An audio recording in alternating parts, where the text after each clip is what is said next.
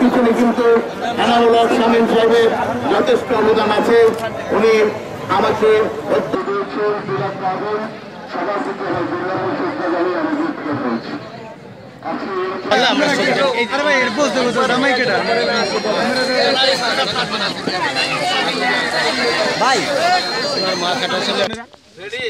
বিসমিল্লাহির রহমানির রহিম।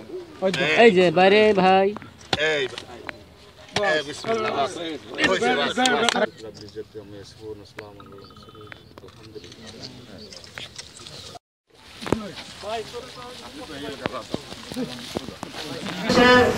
সম্মানিত মাননীয় প্রধানমন্ত্রী বিমান দুর্ঘটনা আল্লাহ থেকে তিনি বেঁচে গেছেন, রক্ষা পেয়েছেন আল্লাহ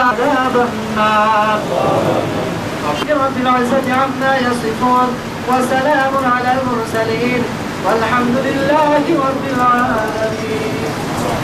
আমরা কম্বল পেয়ে খুশি হয়েছি।